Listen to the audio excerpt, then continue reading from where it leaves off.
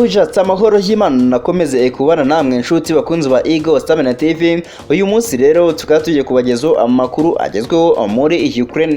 Pentagon yahaye uburenganzira Ukraine bwo kurasa ku bipimo ku bikorwa remezo bikomeye by'umurwa mukuru Kiev. Ikaze kuva ibitero bya buri munsi byibasira abasivili byatangira mu kwakira, Pentagon yavuguruye isuzuma ry'iterabwoba ry'intambara yo muri Ukraine. Icy'ingenzi ibi birimo gusuzuma niba akohereza intwaro muri Kiev bishobora gutera guhangana bya gisirikare hagati y'Uburusiya na NATO. Nk'uko amakuru aturutse muri Minisiteri y'Ingabo ya Leta Zunze Ubumwe za Amerika avuga ngo ubu Pentagon ntabwo ikibuza Kiev kurasa Abarusiya mu Burusiya cyangwa muri Crimea. Umwe mu bahaye aya makuru ikinyamakuru The Times cyo mu Bwongereza yagize ati ntidushobora kubabwira icyo gukora nibo bireba uburyo bakoresha intwaro zabo.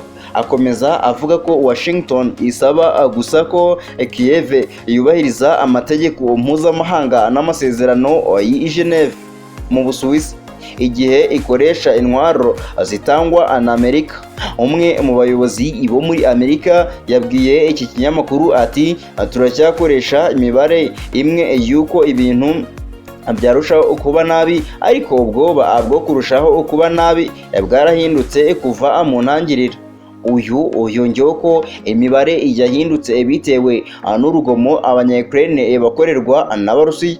Kubera iyo mpamvu abayobozi ba Pentagon ubu ngo bari gusuzuma icyifuzo cya Ukraine gisaba intwaro zirasa kure zishobora gukoreshwa mu bitero byimbitse ku Burusiya. Umwe mu bayobozi bakuru b'ingabo muri Amerika yabwiye ikinyamakuru The Times ati nta kintu kitari gutekerezwa.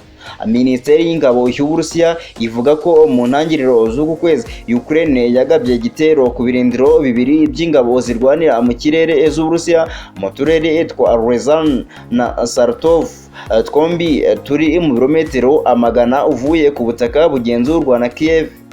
Hakoreshejwe indege zitagira abaderevu zakozwe n'Abasoviete. Igitero cyakomerekeje cyane abasirikare batatu barapfa, undi wa kane ajyanwa mu bitaro.